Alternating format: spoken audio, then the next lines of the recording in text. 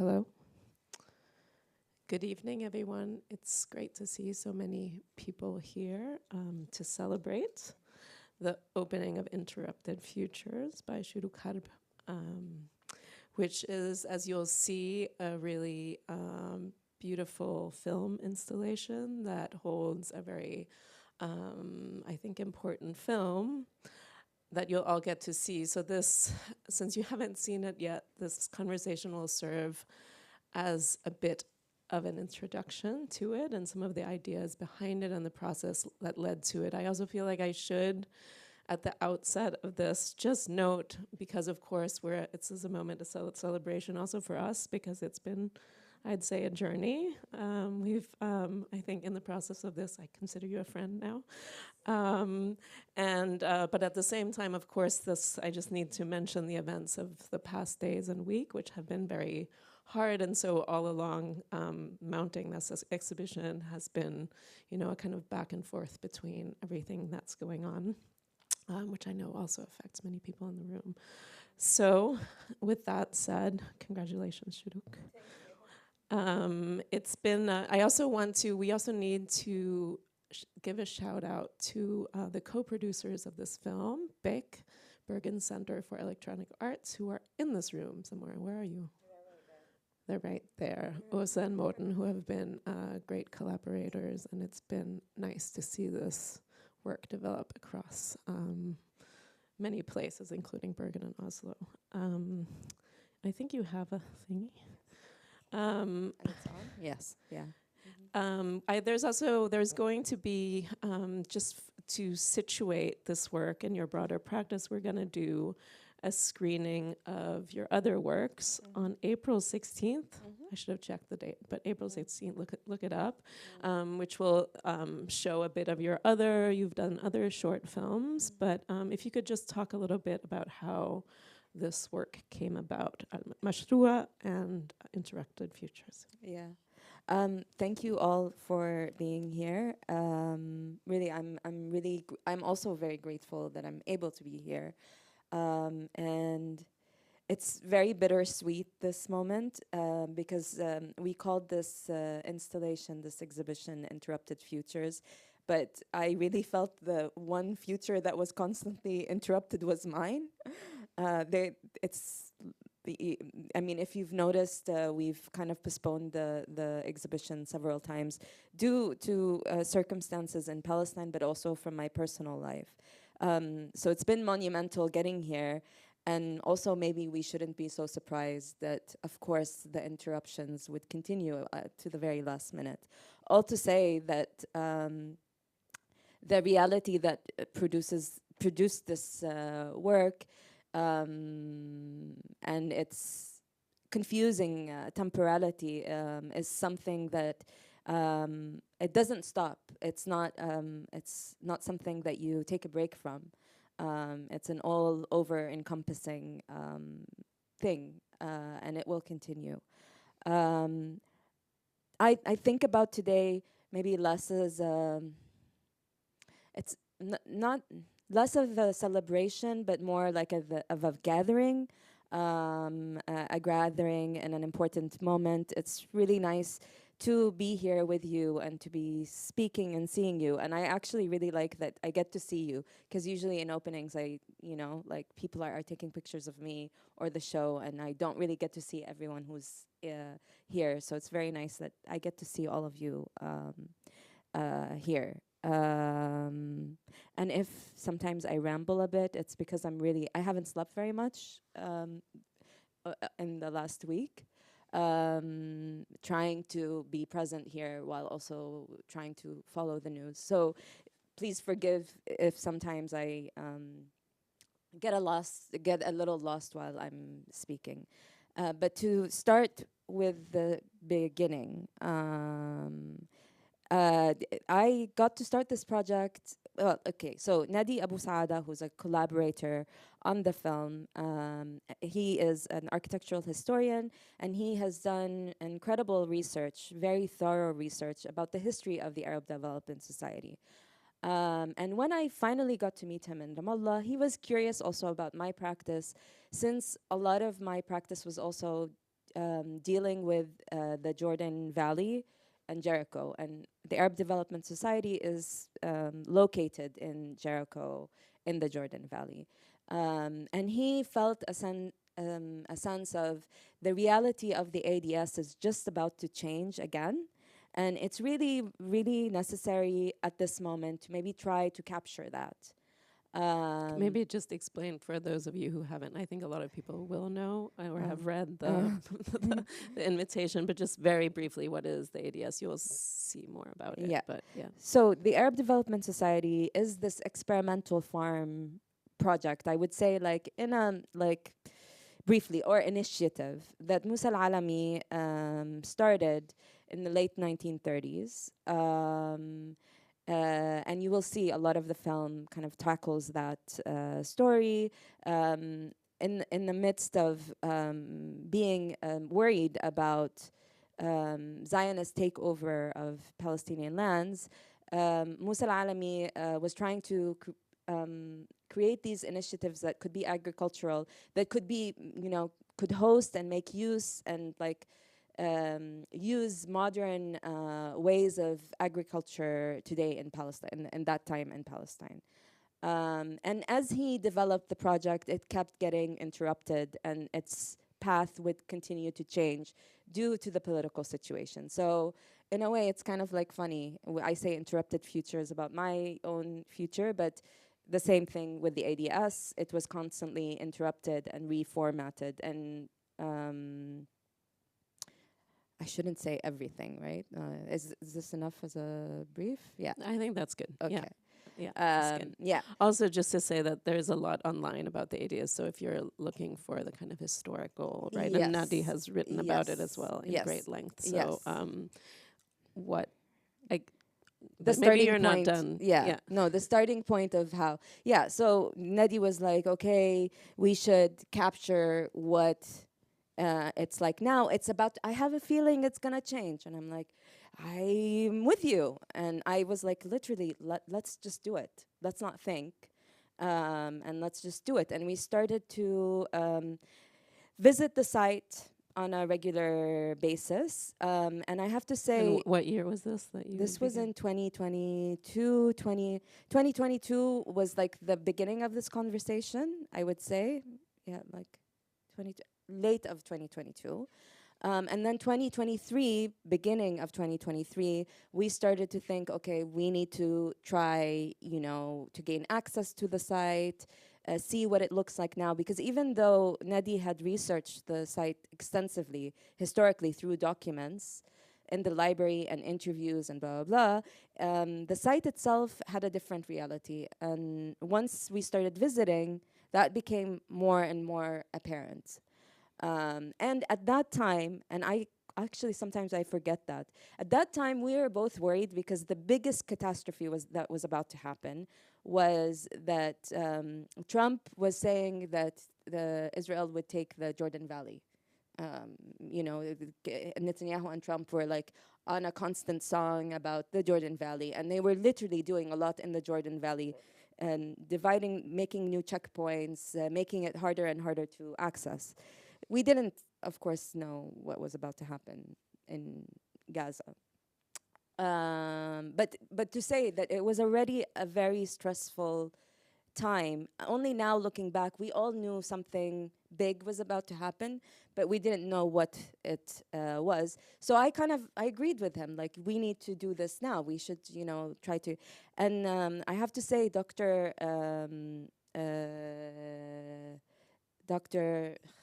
sorry, I'm here. Here, it's best to be looking at my notes. Dr. Jawad Al-Hidmi, who's a board member at the ADS, he was the real catalyst for us to gain access to the site itself, and he also kind of like trusted that why we wanted to do this, because he also had read and saw Nadi's extensive research. So we started to visit the site and to kind of like draw up the plans of like, how do we tell the story? But also, of course, when you read all of the information that you gather from the research, it's so different when you're actually in the site. And then we realized like there was an explosion of sensations. Like there are things about which actually the film tries to capture in terms of what the landscape looks like, what it sounds like, that the grand ambition of the project, both in terms of its scale, its actual scale, its history, the landscape in itself, and where it's situated, because the site is exactly at the border, and I did not know this even though I've grown up in Palestine. I didn't know that even when we passed through to get out of Palestine into Jordan, we're actually passing through the ADS land and property that belongs to the ADS. And that I had been passing the ADS, how do you say, the door? The gate. All this time, all my life, and never actually thought about it. And also had consumed all of this dairy milk products from the ADS and never thought, okay, I never actually got to see this space. So part of what we were trying to do is kind of like also negotiating how to stress the past of the project, but also the current moment. Does that explain a little bit, right? Yeah, I think so. okay, sorry. I also, but you're dealing with a history that's about 100 years, Yeah. right? So you had to make some choices. There's both a very vast archive, but there's also, you spend a lot of time there just kind of cramming, I think, to get as much, because you also knew, you didn't know if you would be able to come back, right? That's very You true. had this, I remember that from Yeah. talking to you, like we were like over filming, and you didn't know exactly what you were looking for in a way. You were just Yes. trying to, it was a feeling of trying to capture the site, right? Yes. So, but then it became a film, Yes. which transformed a lot over the kind of the earliest edit I saw was very different. So you had to make some choices about how to represent this history, how to picture it. Can you talk a little bit about what you chose to include? Yeah, and I also have to say, like, the journey about that navigation process itself took me to different spots. So that's where Beck came in the picture. They had a residency that was off-site, and I said, "Listen, guys, actually, what I need is to get out of here. I need to get out of here in order to actually think." And they're like, "Okay, yeah, come to Bergen." And I never actually imagined that I would be in Norway editing, honestly, like in the winter. And everybody looked at me like, "Are you crazy? Like, Yani, we're worried about you. You're going to get depressed there." And I don't know. I have to say, it was the time of my life. I really loved being in Bergen. I took the whole thing about the cold and the rain, like And the sauna, even. and the sauna and jumping in the cold water, and I took it like to be like a challenge, a good challenge. Like, oh, I'm gonna learn finally how to deal with the cold, you know. And yeah, so like it really, the cultural experience really also offered me the necessary space to look at the material that I collected properly. Because, you know, like once I would get a hold of someone and they would agree to be interviewed, usually I don't interview someone on camera right away, but it was like, okay, let's do this, and then the interview would be 3 hours. And I, you know, because I needed to make sure that I asked all of the questions that the future Shuruq might have, you know. Yeah, and then when I had the moment to sit through those interviews, I was like, oh my God, I'm so overwhelmed. Well, first of all, because I really needed to make sure I understood what people were saying, really. And then also because the ADS is so, it's like a well, right? The more you go down. I found myself just swimming, like swimming with all of this information. But I needed to do that. And so actually Bergen and the rain and being at back, also I have to say, like, which I really appreciated, getting to see other artworks and in conversation with other artists that deal with sound and image. And also, since I was doing this installation in Norway, I needed to understand what people expected of an installation in Norway. So that was very helpful. But then also, I had a community there that when I was overwhelmed with all of this information, I'm like, oh, do you want to hear about it? And they would also start to ask questions. And which was really good, because if I understood something or I thought I understood something, but then I wasn't sure, those questions like made me make sure. Or kind of like I began to understand the layer of translation that needed to happen. Like, okay, so what about Oslo? Like all of the things, like I live in Oslo Accords in Palestine, right? Not Oslo, the city. So I say Oslo a lot, all the time. But of course, I don't mean this city here. Um, and this is something. This is like something that relates to your history, but you don't actually know what it is. So then, figuring out that gap, and of course, I can't make the film just to explain about Oslo, because still we don't understand it. And the only thing that's very clear, it's a bad deal. And it's a bad deal. It's dead, and we want it to like really like. It would be great if we could put a grave for Oslo, like the Accords, not the city. But yeah, through these questions, and also like then also understanding the history of modernism and its relationship to agriculture, not just in Palestine, but across Europe. You know, in Spain and other places. So like trying to see some of the connections that were very specific to this project in relation to Palestine, but also the broader themes. And so like I would say that questioning in itself was very helpful. Also, then after that, actually, it would have been impossible to make the film otherwise. After that, I was lucky enough to have that process then, like with Palestine Film Lab in Palestine, and then again with the Shelter of One's Own in Spain. And again, it's like I really needed a place of refuge to kind of mine through all of that information. But then what I settled on is that I'm not able to say the whole story. And that I'm not interested in saying the story that Musa Alami, who initiated the project, said. Because he already said his story in his own words, in his own book, in the film footage and the pictures that he left behind. That was not necessarily, that was not my responsibility. My responsibility was more to tell through my sensibility how I came to understand the ADS. And for me, the central issue about this whole thing is the issue of the water. Because ironically, what Oslo did is that if you get the land and you can't have access to the water, what's the point of the land? So Oslo really kind of like directed how the water flows and who had access to it. And that actually determines whether you have a history or not. And so that was one decision, that it was really the water was gonna be the moving factor. And then also it's so incredible.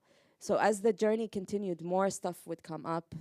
And so there were like literally so many opportunities to keep jumping more into other things like within the ADS. But then realizing I can't say everything now, and that's not necessarily the point. But if for one, we can talk about the issue of water, because the issue of water is also very important in terms of how the Zionist narrative of Israel is also articulated. So it's like really, and it's also an issue that affects us all today. There's also, I would say that the image plays an important role, right? In how there's a kind of interrogation of the image, the way I kind of see the film, of both the way that Alami was promoting this project also for aid organizations abroad, right? So it was a kind of a project of self-determination, but that one that was like all initiatives in Palestine rely on some kind of foreign aid, right? So it was a project that needed to be sold in order to be viable in a way. So the image is quite important for Alami, but then also the way that you kind of can you talk a little bit about the role of the image in the film? Yes. Yeah, I mean, one of the things that is very compelling, I would say, about Alami's personality, both also in terms of like how the architecture of the space is conceived. He's a lawyer, but he has a good sense of architecture. It's like it almost tells you, he almost tells you even postpartum, that's how postpartum is. Postpartum, yeah, he didn't give birth. How to navigate the space, and that's very powerful. But also, the pamphlets that he made in the 60s, the film, that the archive film that we had access through the ADS was never something. No, they're reels. It's not a film. For some reason, they never edited it into a film. But the pictures, the material he left, the packaging, is so impressive. Like he was way ahead of his time, I would say, in terms of having a tight ship over branding. So they, you can look at them and you know, like there's a tendency to take for granted, well, this is reality, yeah. And I felt like for me, my job should be is like to kind of question where are the places where the performance happens. That this is not. I shouldn't take this as a face value. And so part of that interrogation comes through the bits and parts in which I've selected to bring forward from the archive, especially in relation to both water and children. But also then playing with that material in relation to other material that I stumbled upon from other aid organizations that were producing something very similar during that time in Palestine, but also Greece. So it's kind of like recognizing the performance, the artifice, the aesthetic of that, and bring it together for it to kind of clash in a way, and also with the Israeli footage as well. So in that sense, should I mention the thing about the fish? Yeah, or should I leave that's it your to them? favorite, so I think you should. It is my favorite. It is. But please see it and pretend that I didn't say anything. But it is my favorite because the fish farm is a new edition. It's the contemporary edition of them trying to create something that would generate an income, a business. But for fish to live in the Jordan Valley, so close to the Dead Sea, it needs some kind of miracle. It needs money. It needs support. But the current director managed to convince the World Bank through an image of children jumping to catch to see the fish, to donate money to rehabilitate the fish farm. And I just thought that was so incredible after like viewing so many archive images of the footage of Alami showing like the kids that were orphaned who were benefiting from being part of the ADS. Just like you have so many kids, and also any aid organization, past, present, kids make up the majority of those images. And so it was like super interesting to see that. It was like both, well, I never saw that image, but I could imagine it. And I also didn't feel the need that we needed to hunt it down and show it to people. I think you guys can imagine it. But yeah, like. I have one more question, just because we will take a question or two from the audience, and then we'll proceed to the gathering that this is. But obviously, this work was produced over the past 2 years was so with everything going on, I think in a way the stakes have never been higher, both to document Palestinian life on the land historically, but also to kind of assert a future for Palestinians on the territory.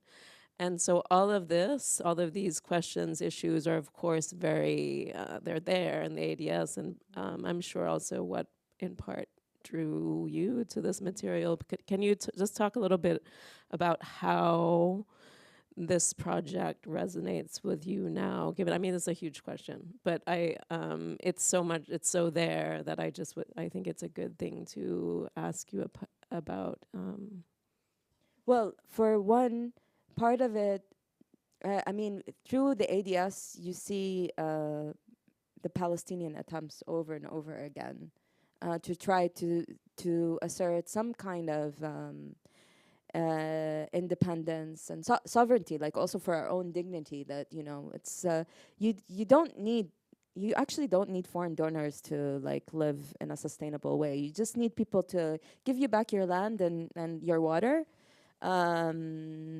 Really, and so this constant pretending that we need help, to get a few I don't know, lettuce to eat and whatever, is like this reduction of Palestine to an issue of aid is something that really definitely irks me to no measure. And so as Palestinians, it's kind of like we embrace it sometimes, and then we want to work past it. It's a constant, because in a way it is a condition. It's not something that we have chosen. And so in making the film, I also have to say, like, I feel so grateful towards the people who helped me shoot, both my director of photography, Mashal Qawasmi, who was incredible, and like Saruna, who was also the sound recordist. Just because we had to be so flexible with being being ready, and then also being patient enough to wait to be ready. And I would say this is the condition of Palestine in general, and in a way, that is also the condition of the ADS. So much is being put on hold. I don't know what to say. It's just, it's actually very painful. I don't. Maybe remind me of.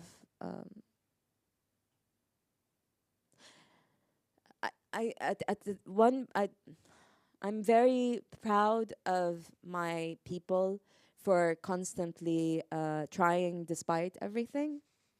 And I also feel one thing that's very important to us is to remain also self-critical of our own mistakes, so that they don't become failures. And also to be constantly investigating these decisions, like in terms of like when does something begin? When does it actually really begin? When does it really end? And the importance to see, and I would say this is one thing that's very true of Palestinian humor and Palestinian mentality, is that to be at once proud but also self-critical. And I think this is really important as we move forward. It's important for us to be self-critical while also celebrating both our accomplishments and our attempts to accomplish something. If that makes sense, yeah. But also that there are forms of, you've talked a lot about that. There are, of course, forms of agriculture that have. Oh yes, right? Yeah. It's like, and that that means materially in terms of agriculture is that we always knew how to. I mean, Jericho is one of the first places in the world that were settled, and meaning like people try, attempting to, because agriculture is also an invention of in itself. So there's a long tradition in that landscape, that part of the earth, relating to agriculture and finding sustenance through the land. and Palestinian villagers existed, and they Of were course. farming way before they had tractors, Mm. and way before cows became cool. And there were fish in the sea, not the Dead Sea, but other parts. Yeah. Not in a tank. Um, I wonder if there are any questions from the audience at this moment in. Really quick, I don't even need the mic. Who were the aid organizations? And why was it so, like, in the 30s? Isn't that a bit early for? No, no. Okay, here's a good. This is good to clarify, and this is why you all should go if you are interested to dive into this in more detail and depth with information. Nadi is a historian, so like he has this. No, in the 30s there wasn't that. But what happened is that this is what I mean about the interruptions. So he was preparing. He got the land from the Jordanian king. It was supposedly a wasteland, and they were like, "Oh, this guy is crazy. He thinks he's gonna find water here," and he was convinced, and he finds water, and he starts to think because Musa al-Alami also worked in the government of the British Mandate, so he was privy of plans by the British and other Jewish organizations for the land, and so he was trying to actively create conditions to combat that before that became a reality, which is a testament to his brilliance, really, and his forward thinking, and that there was no secret. These plans were like, people knew. It didn't just happen like that. But then, so that's how he got the land. And then after, when 1948 happened, there was a huge, massive refugee crisis. And all of these refugees are passing through the ADS because it's right literally on the border, right? Or like you cross if you wanted to find safety in a place. And then a lot of people also found themselves in the Jordan Valley as well. So he started to think, well, I'll accommodate these people. I will accommodate the orphans who need to learn, and that's when it switched. So meaning that 1948 was, yeah, it made that switch, and then once again in 1967 the border changes. So that's what I'm saying. Every time you will see, like every time something historically happens, it does directly affect this project as it affects us all. Mm. Oh, who are the aid or sorry, Ford? Ford, Aramco, but also what's surprising is that actually the ADS in many ways looks like, when I'm looking through a lot of the footage, and this is going to be a part I would like to expand on after, is that they do look very similar. I mean, it's the images, the projects look very similar. But yeah, one of the first donors was the Ford. So these things were active. Any other questions before we proceed to see the show? No, let's have the conversation. Anyone, you're here? I'm here. Yes. Any questions you have can be asked. And I will be here again in April. Yeah. So if something comes up later, you can also talk to me about it.